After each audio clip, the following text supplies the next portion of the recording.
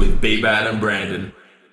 Banded bench. I want to know about your banded bench. I love banded bench. So we did banded medium grip bench, but Good with with a a band. Heavy band, light just a band. light band to What do we start got? off. Lovely. Nice But the tricep pump. way we did it was to trying to get a bit more conditioning and work capacity in my triceps. Mm. So we just did it one after each other. Like the only rest we got was the other person was benching. So 30 to 45 seconds. Mm. Mm. And then we just kept going until we could not get 8 reps. Good. So I think we ended up doing Good. like 6 or 7 sets. That's sick. What kind of weight? We had 60 kilos to start with the band, so Yeah, nice. don't know what that is, like obviously kilos wise with the band, but it was great. And then we hit some dumbbell shoulder press, Yep, nice. which Good. was very hectic, and then some dumbbell lateral raises, Yep, good. and finish Good. off with a sick tricep pump. Yeah, nice. Good. Good. What's your go-to tricep pump? Just a tricep pull down, nice tricep extensions. Pull down.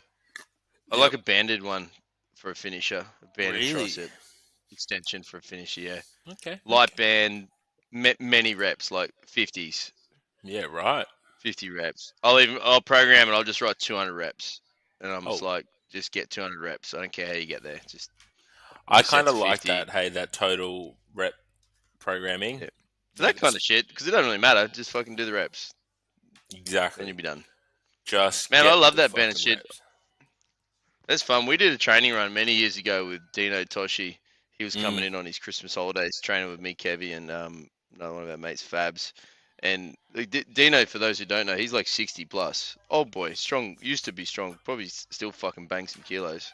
And we did these sessions with him because he liked speed training. And we did, there's 3 of us or 4 of us, and you just take the plate off to make the weight that you wanted. And there wasn't much coming off. We're all close enough. And we just went turn for turn, all did a fucking go each on triples. Hey, bro, you're cutting out. It was, oh, motherfucker! What about now? I got all the bars. Nah, your picture's gone because it's not. It's I your can't even picture. see you. I can't see. I can see you. So it just looks like this. I'll show you. What about now? What about now? Nah. What do you mean? No. It has to be. I can try the Wi-Fi again. Oh, you're back? But this is the picture. Am I? Yeah, but you're frozen. Wee. What about now? Still frozen. Do I hang up and call you again? Nah. So I'm moving around. I'm on the thing. I got all the bars. Okay. Maybe just keep talking. It's probably record better than what it is. But you're telling about Has it Dino. got me? Yeah, so it was mad training. Mm. It was a very enjoyable way to move some weight. I thought with those guys, and you'd be absolutely wrecked because by the end of it, you've done 15 sets with about no rest on it, and you're fucking gassed. And you get a sick pump. And you never, it carries over well. yeah, felt fucking great. And then we just, I'm sure you'd run the same model where you just go and turn for turn on accessories. It's so And you don't. And one of the, you might agree, one of the things I like when you train like that, it doesn't take long because you don't need to put a lot of weight on a barbell. You don't need to warm up a lot. You're buggered in half the time, and you're done. I think we started warming up at like 8 and was finished by 8:42 or 8:45. Perfect. Yeah, right. Perfect. Great accessory session done. Felt great. Got a pump. Looked great. Walked straight out. Always look good.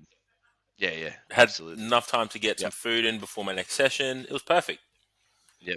Yeah, perfect. It's like I guess maybe, I don't know if you want to call it a concept, but an idea to try and jam into people. It's like if you can't commit to an hour or 2 hours of training, like that's also okay. Like if you've got 20 minutes, for instance, like particularly around accessory day, like if what you got's 20 minutes to bang one out, then cool, just do that. Do what you can in 20 minutes. I think, especially like with that, that secondary accessory session, usually, Mm, the way programmed, I'm sure you're similar. It's that accessory bench day.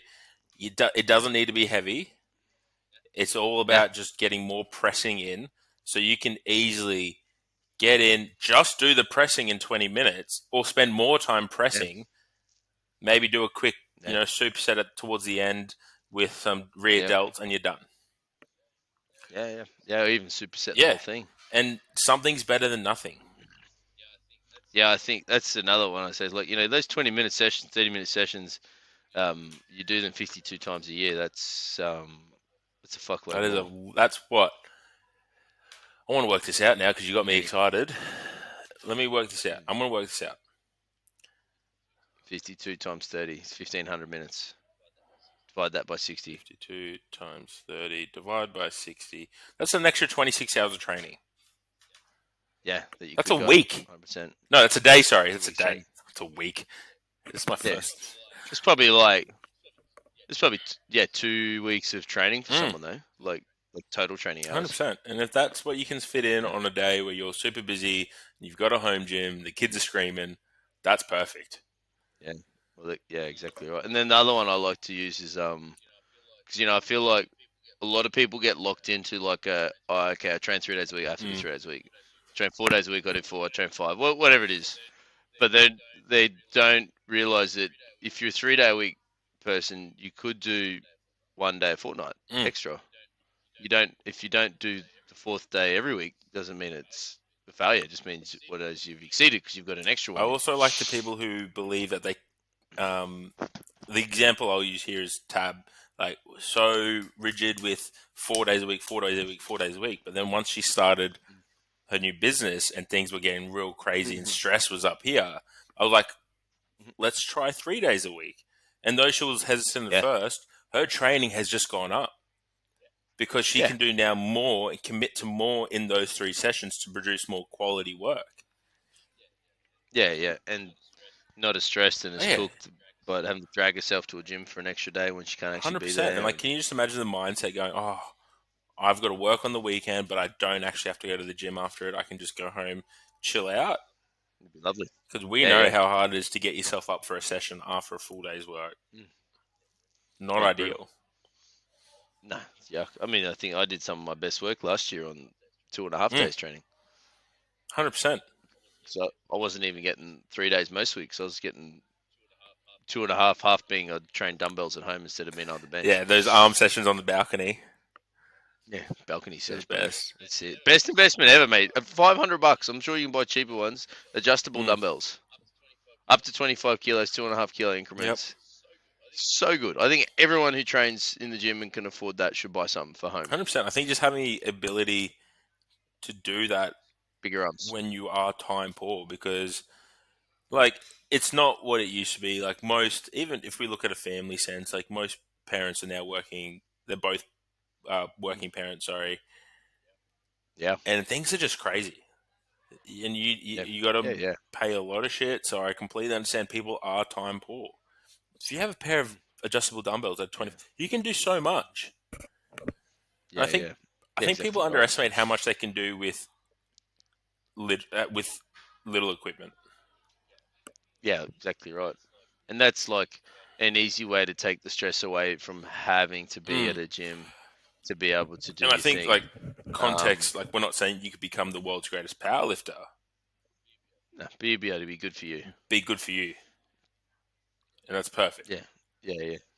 Yeah, if you're trying to be elite, you have to train a little bit more than that. But One question I did yeah. want to pose to you, because Propose, I said pose. pose. You I can can pose also to me. propose to you. I'll take that Nah, too. you already Jaylee already beat. Oh well, you did to Jaylee, but she won that race. I'm That's posing to okay. you. I've conceded. Oh, you are posing to me. I love it. Because you've had serious back injuries. Yeah. Blew all it It is. blew all. Fucked them all. Also, how Forever. fucked? Okay, well, this is a little bit off topic, but on topic, and I don't think we've spoken about it previously. But Dan Bell blowing 6 discs in that squat. I didn't know about Didn't you that. know about that? He blew six Blew six discs. six. It was came Recently. recently, bro. So I will find it because Oh where are you, Dan Bell? Jesus! Because again, for anyone who knows any like a little bit about the anatomy and stuff, there's only 5 lumbar discs. So from what I can They're all gather, gone. he's done all 5 plus one either T12 One extra. or S1. Holy fuck! So he was squatting 425, and I'll read the post for context. 425, as a man of transparency, not to all of you, but also to myself, I felt it hard to be done as a reminder. I felt it had to be done as a reminder, sorry. This one hurt. Felt like my left glute was torn in half, then following the leg simply lock up and wouldn't work. It was wild. He still got the squat, um, Of course he did. and then after a wild week, moving forward with morphine in 2 different hospitals, finding one of the largest MRI machines in Florida to find out my spine and 6 bulging discs have seen better days. So he's working with I think like a physical therapist over there to avoid surgery at all costs. But obviously, and he says like it comes with the territory. Finish the squat, 6 discs. So my question to you, going back to the original proposal, is how do you get back into training without overprotecting Fuck. and fearing it? Oh, mate. Well, you just do. You can't. Mm, That's the natural part of the progression. that's a good point, and I think a lot of people, and again, doing back injuries myself, there is that fear that in the back of your head that you goes, "Oh, I could do it Yeah. again the next time I do a deadlift." But hmm I believe you're right. Then it comes with understanding that this is what we sign up for. I think yeah. When you come back from any injury, I think you need to recognize and accept that you will be fearful going Mm, into it. And then you need to recognize that that fear is normal, as well as you need to recognize you need to rehab that part mm, of it as well. It's not, I think we spend all this time on rehabbing the physical, but forget that there's actually a mental aspect to actually being able to rehab and teach you that it's actually mm, okay and you've how to trust the process that you've done to know that you're going to be healthy on the other side of it. 100%. Um, for me personally, it took years. I mean, I had plenty of bad advice and went down wrong paths to get my shit fixed. So that certainly didn't help. But yeah, man, I'm nervous for forever. You'd be pulling a daddy and you'd be like, oh, is it gonna be this Because usually it's not even one? at max weights where we hurt ourselves. Oh yeah, fuck it, you fuck it up doing something else, Exactly. right? So there's always that Yeah. fear factor. And I really Mm, like what you said about rehabbing the mental side of things. And mm, I think that can be a little bit daunting to people because they don't know where to start. But I actually went mm. to a first aid course on Tuesday, as obviously we have to. Yep, yep. And it's really cool to see the progression of first aid. Obviously, we've done it for on and off for 3 years Mm, since we started mm, mm, coaching. mm. And the progression in how they get people to talk about, first aid responders, getting them to open up to people post, the incident, say something occurred, and talking about it to address the mental aspect of things. And I think that's really cool to see the progression in that. But it comes back to what you were saying before. Like we need to rehab that. And something as simple as they recommend, like just writing it down can be a Yeah. huge release. And then they put up all these statistics. It was so I should have fucking taken a photo because they put up these Mm, statistics of the turnaround in people just from writing down their feelings after these events, and it was yeah. massive, something ridiculous. Mm. Imagine if we did that post injury in training where we are fearful. Yeah. Be super Yeah, helpful, and I then think. there's so many avenues now. Talk to your coach, talk to a Yep. sports therapist, talk to a therapist. Like Mm. Yeah, it's yeah. you, as you said, like you're gonna fear it. And then, we're going to spend all this time and money on, rehab, let's say, for a significant injury with whatever the modality is that helps you Mm, rehab it. You should, and time, you should invest some time and stuff in the, the brain side of mm, things as well to get healthy and around that, what happened and be cool with it and know that trust that work you've done is going to stop you from doing it again and you'll be fine, essentially. 100%. I think that's so damn important. Mm. because if you aren't able Yeah. to address the mental side of things, it's going to constantly hold you back. Which, again, we all understand. We've all been there. But if you want to get the most out of yourself, you have to Yeah. start addressing that mental side of things. Because again, like when we Yeah. address 100%. rehab from a physical sense, we are also addressing brain patterns. We're teaching the Mm. brain new movement patterns. We're teaching the brain how to hold the Yeah. positions better. Couple that with some mental therapy, whatever your choice, Mm. and you will be a different athlete. Mm. Yeah, absolutely. I think the line I always say to my crew is, whatever you think about or whatever you look for, you'll Mm, find. So it's like, you coming into a deadlift session, you've hurt your back and, you're healthy, whatever reason. You're going to drive in, you'll be like, oh, my back hurt? Does my back hurt? Oh, my back's a bit sore when I'm driving. Oh, it's a bit sore. And you get to the gym and you're like, oh, man, I got to do these things so my back doesn't hurt. Got to do these things so my back doesn't hurt. And then you're like, oh, I have to do this. Oh, does my back hurt? Of course your back's going to end up hurting because all you're going to think about is 100%. your If back you're fucking hurting. searching for pain, you'll find it. Yeah. Yeah, Because you'll I tell find you it. what, especially 100%. once you hit that threshold, like once you hit an age threshold, Mm. fucking, you'll find something that hurts. Yeah. And then just being able to Hmm. disassociate between good pain and bad pain because like you are training things, so things That's need to the get thing. Like we, worked. we can't post session any sign of like muscle DOMs. We can't assume straight Mm. away we've hurt ourselves. Yeah, yeah, definitely. And I think any of us, regardless of experience level Mm, under a barbell, we all can succumb to this sort of process, 100%. um, which And sucks. it's just as you said before, it's part of it. And Mm. overcoming that is always one a big win. Um, Mm. but will do more for your confidence than I reckon any PR ever will. Yeah, 100%. I mean, I know I just avoided conventional deadlifts because I'd convinced myself that would hurt me. Mm. Um, It's funny. and it's weird because it's the squat that fucked me up. It wasn't the deadlift. It was because I fucking squatted like a banana. It's so Um, crazy how we create these beliefs around injuries. yeah, yeah. So I was convinced, yeah, conventional deadlift will do it. And then when I realized I was just like mentally just fucking with myself, I was like, all right, you're gonna just start pulling conventionals from now on, and that's all you're doing until you stop fucking realizing it kind of So hurts you. you kind of just did an exposure type of therapy. Yeah, literally. I don't know if I'd recommend it for everyone, Yeah. but I just did literally exposure therapy, and I would just push my threshold of what I was comfortable So with. physically and mentally, With in an essence. yeah, Wow. yeah, And was yeah, that an idea yeah. you So I just had? just Yeah, I just did it. I mean, I realized that my fear was around, any Yeah. deadlift, hingy, stiff leg, close feet, stance style stuff, and I was like, you know what, fuck this, start fucking pushing it, and just took and considered everything new PBs too. So like, there'd be some vids when we were back training at Valhalla where Mm, I'd pull 180 conventional and I'd be like, fucking got a single at 180. Like in the back of my mind, I'm like, that is fucking PR. That's that's sick. so cool. Even though I'd done previously way more, but the next day you're like, you wake up and you're like, nope, nothing hurts. You're good. You can do more next week, and just push that in what I could do. That's so good. Mm. Yeah, And so it's sick. And even now, like now, these training runs, conventional is a massive part of the program, and I do beltless shit. yeah, Pulled, I don't know, 220 the other day, no belt, so it was nice. that's so good, man. But now, yeah, That is yeah, that and which is process good. there. Like if we could just fucking take that, put it into like everyone, and again, it doesn't have to be that extreme because everyone listening to this knows Johnny's a man of extremes.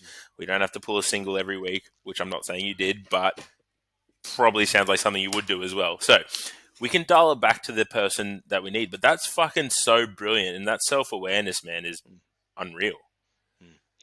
Yeah, it took a while, 100%, but we worked it out. And then guess what happened once I did conventional daddies? My sumo got stronger. and So, so much stronger. um, yeah, yeah, we went on to pull 300 off the back of that. Fucking oh. And nowadays, it's a pretty exclusive part of my training protocol for sumo is a shitload of conventionals. Because it carries over greatly anyway.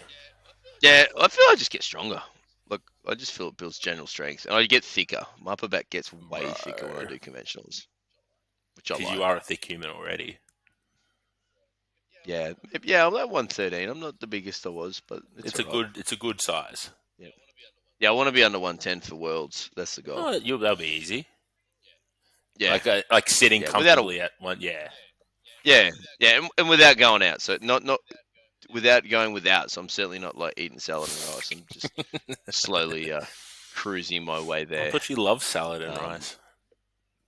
No, I'm not that big fussed on salad, but that's all right. We had sandwiches yesterday. I was chatting to our good friend Arian. Did you see his Yeah, post? He was sad that he wasn't over 100 yeah. kilos. I slipped into his DM, suggested he Sandwich, yep. needed more sandwiches. Classic. Works every time. Yeah, mate. I haven't met a person that can't grow by eating more sandwiches. Also, just like I feel the sandwich is so overlooked in the food dietitian, not dietitian that, but like the nutritional space. Bro, Yeah, you can just, it shouldn't be. shouldn't be. You can make such a nutritious meal out of fucking sandwiches. And like, I had Inside a container that you can eat that holds it all literally, together. Oh, it's just, I mean, like, I remember when I first started working with a dietitian and they're like, what do you like to eat? I was like, oh, look, I like sandwiches. And they literally put sandwiches in the thing.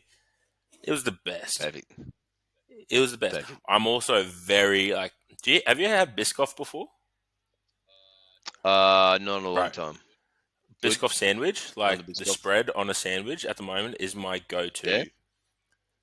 And we got Yeah. that like it's expensive, but we got the like the low FODMAP bread, so it doesn't bloat you or anything. It tastes so good, but they Nice. only cut it Yep. now in like cafe style thickness. Best thing for toasties and best thing for Biscoff sandwiches. Oh man, Do you toast a sandwich? yeah, I had a good toasty yesterday. Had Yeah. ham, salami, spinach, Oh, tomato, red too meat. onion, cheese, and then buttered Yep. the outside and sandwich pressed that. Yep. No sauce, no mustard. Didn't need it, bro. The flavor of that salami just and the cheese. Oh, because like the salami fat melts through it. Because you Yeah, don't it want to does. go. I go like bread, spinach, tomato, onion, then salami, so it like melts down in through it.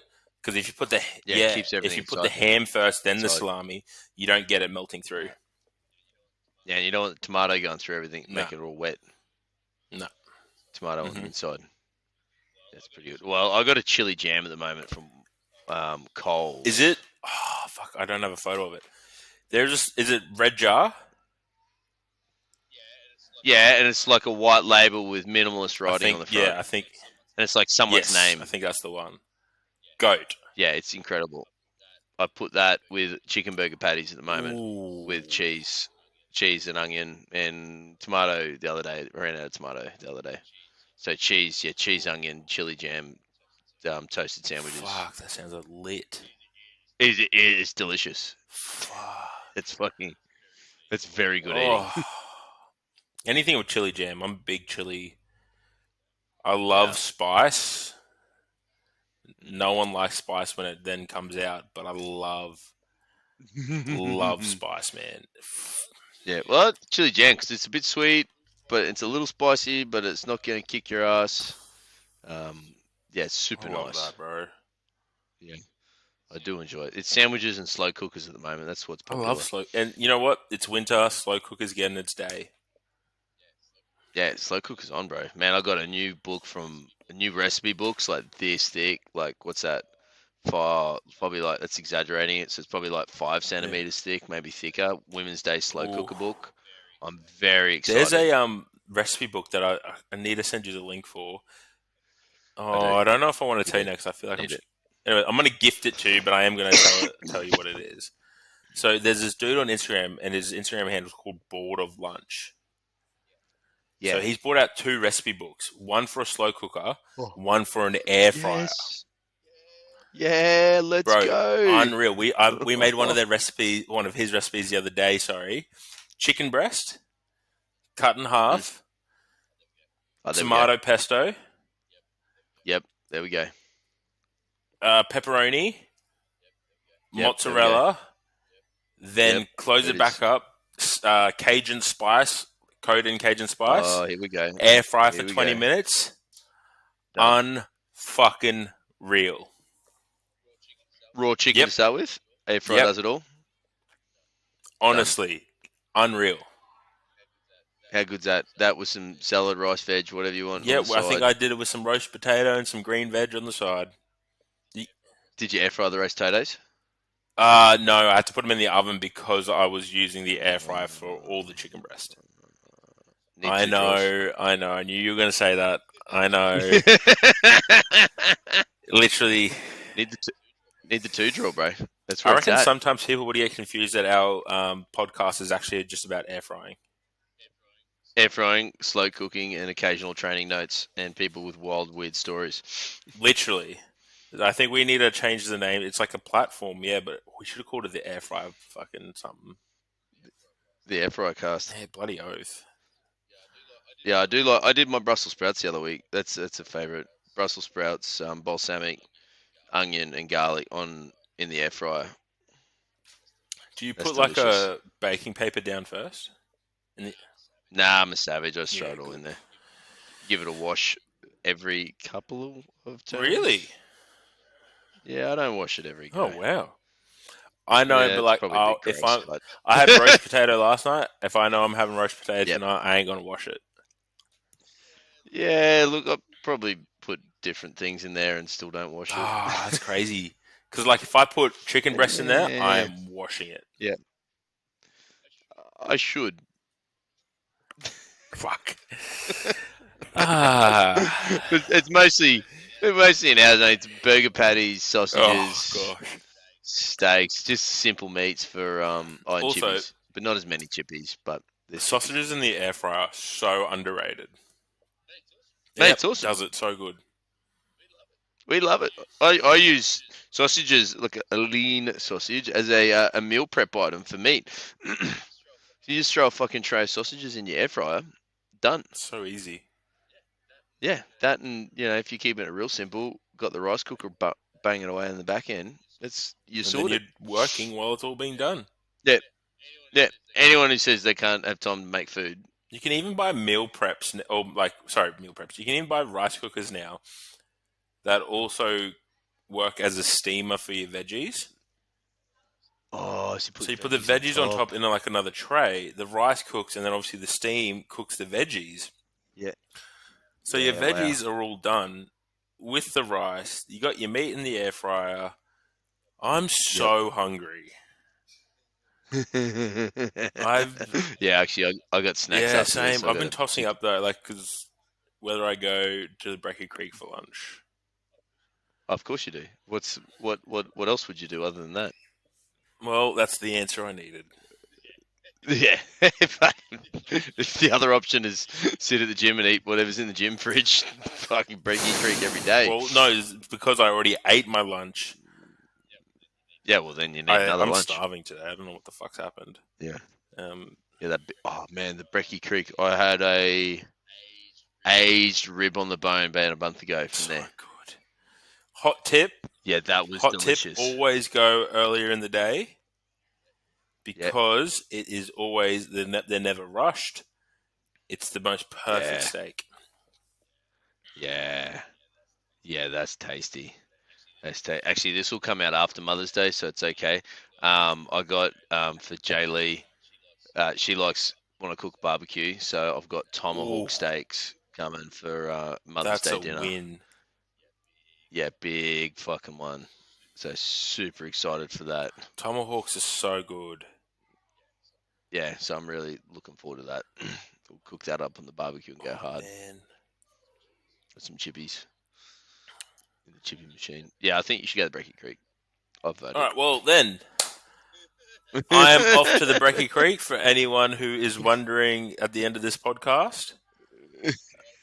Well, I came up with some questions for today, and it had me Okay, I got thinking. this. I was thinking about this question that I often repeat to myself many times as I went to the toilet because I was running late for this.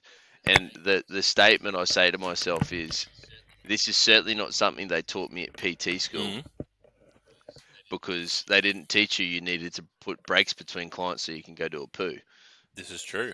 So that's something they didn't teach you at PT school. So my question to you is, what is the three things randomly that they didn't teach you at PT school? Oh,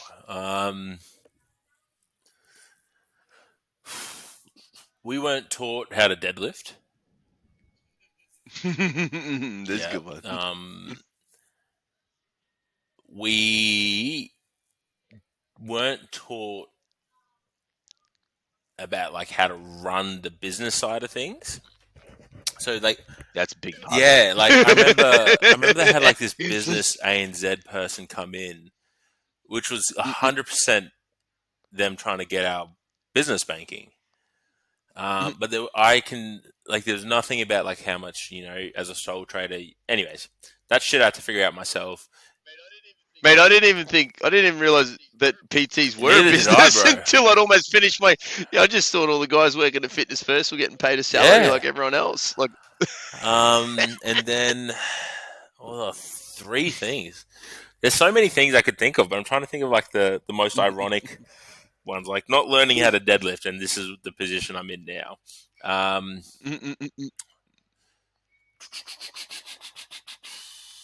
I think one thing that we were taught, and that I just believe has no place in a PT's arsenal, is um, taking like body fat percentages, like fat calipers and stuff.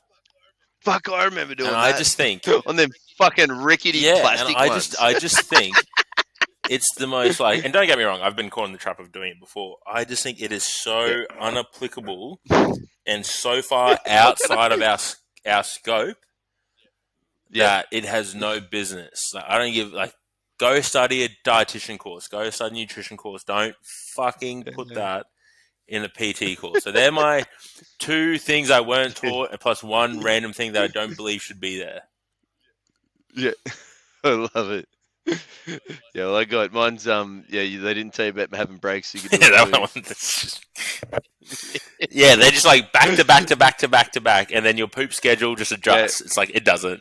yeah, and you're like 5 hours in, you're like, Yeah. oh no. What's your other two? And then as I was up until 2 in the morning, editing a website and designing T-shirt merchandise, I realised I also didn't get taught that in No, PT you don't. school. Fuck. But also still a very important part of the fucking business that you got to work out through the help of Google and YouTube how to actually do Mm-hmm. it. And then I think maybe the other one would be how to build a database. Mm. That's another You know thing that what? has nothing to do with I'm gonna fucking put that coaching, but all into fuck. just one thing because you got me triggered in my brain. I was like, marketing. Marketing was not taught. Nah. Fucking hell. No, So fuck people who no. was That listening was is going, I gold. want to be a PT. Think about it. Yeah, it's more to it. Yeah, I think that's a funny reflection of the business idea, like you were saying. I Mm. generally didn't know what a PT got paid or how they got paid, but I just assumed they got Mm. money for being at the workplace because that's what works. And then I kind of assumed they were on a Mm. salary. And then like, It wasn't until way halfway through the course I was like, they're a sole what? Sole trader. yeah. What is that? But also like, all your exposure going into it was like they're all wearing the same branded shirt, so it made Yeah, sense. yeah, yeah. It's like, well, I came from pizza. That's what we Yeah. did there. That's what everyone It's does. so Good job. crazy. But again, I saw a good post from Killian Hamilton, who we've had on the show, and it's like he kind of talks about like how he had no safety net, he just had passion, and I'm like, we have survived just off passion for what we do, and then we stumbled Yeah, along and learned how to do all these things. yeah, yeah. And anytime it got hard, that passion was enough to be able to pull you through it. 100%. Oh yeah. All right, brother, man. You better go get a I steak. am starving. I'm gonna have a chicken paella with chorizo and a little lemon on top. Ooh, that's fucking delicious. Yeah, it's gonna be nice. I made it yesterday. Ugh. All right. You know where to find us. See you, big See boy. you, bruh.